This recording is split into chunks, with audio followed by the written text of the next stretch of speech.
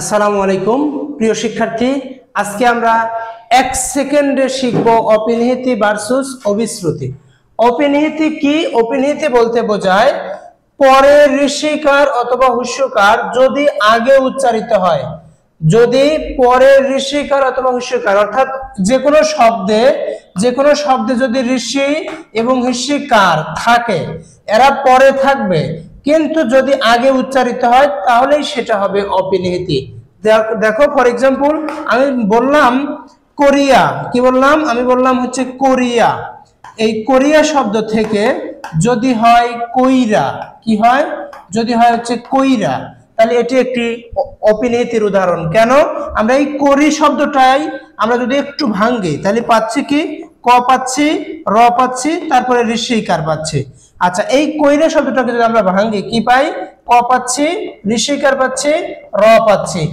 এখন একটু লক্ষ্য করো, দেখো এই যে র এর পরে ছিল ঋষিকার, কিন্তু আমরা যখন কইরা শব্দ লিখছি র এর কিন্তু আগে চলে এসেছে। এই যে আমরা বললাম যে পরের ঋষিকার যদি আগে উচ্চারিত হয় সেটাই হচ্ছে অপিনিহিতি। ক্লিয়ার? আচ্ছা, আরো একটা এক্সাম্পল দেই। আমি বললাম মরিয়া, আমি বললাম কি? আমি বললাম হচ্ছে মরিয়া, মরিয়া থেকে হলো ময়রা, ময়রা। তাহলে ঠিক একই বিষয়, র এর পরের ঋষিকার ছিল কিন্তু আগে এসেছে। এটা অপিনিহিতির উদাহরণ। আশা করছি বুঝতে পেরেছেন। আরো যদি সমস্যা হয় তাহলে আমি আরো দুই একটা উদাহরণ দিই। দেখেন উদাহরণটা আমি এইরকম করে দিলাম। আমি বললাম এই যে, আমি বললাম হচ্ছে সাধু। এই দেখেন এই সাধু থেকে যদি হয় এরকম সাউদ, সাউদ, তাহলে এটা হবে কি? অপিনিহিতি। কারণ এই হস্যকারটা দয়ের পরে ছিল কিন্তু এখানে আগে উচ্চারিত হয়েছে, এটাই অপিনিহিতি। এছাড়া যদি আপনি বলেন ভাই আরো উদাহরণ দেন, তাহলে আমি আপনাকে বলবো দেখেন এই যে আজি, এই আজি শব্দ থেকে আমি বললাম আইস, কি বললাম? আইস। এটা অপিনিহিতির উদাহরণ। আশা করছি বুঝতে পেরেছেন। কারণ ওই সকল শব্দ অপিনিহিতি হতে গেলে মূল শব্দের ঋষিকার অথবা হিসিকার থাকতে হবে, এরা পরে থাকবে, জাস্ট আগে উচ্চারিত হবে। বিষয়টা বুঝতে পেরেছেন? আচ্ছা, অভিশ্রুতি জিনিসটা কি? অভিশ্রুতি হতে গেলে 3টে শর্ত মেনে চলে। নাম্বার 1, ওই শব্দটা আগে সাধু ছিল, এখন হবে হচ্ছে চলিত শব্দ।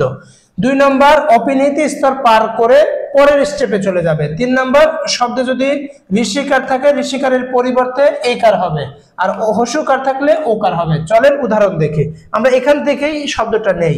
আমরা প্রথমে যেমন বলেছিলাম কোরিয়া, এই কোরিয়া শব্দ থেকে যদি হয় কইরা, সেটা ছিল হচ্ছে অপিনিহিতি, কিন্তু এর স্তর পার করবে তাহলে যদি হয় করে, করে, তাহলে এটা কি হবে ভাইয়া?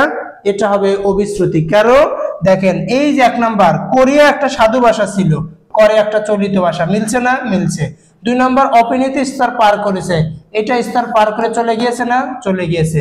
3 নাম্বার ঋষিকার ছিল, এই যে এখানে ঋষিকার ছিল, এই ঋষিকারের পরিবর্তে কি হয়েছে ভাইয়া? একার হয়েছে। আশা করছি বুঝতে পেরেছেন। আচ্ছা, আরো উদাহরণ দেখি আমরা। চলেন, আমরা বললাম এখানে মরিয়া, এই মরিয়া থেকে হলো হচ্ছে ময়রা, ময়রা কি ছিল? এটা ছিল অপিনিহিতি। এরপরে যদি হয় মরে, তাহলে এটা কি ভাইয়া? এটা অভিশ্রুতি।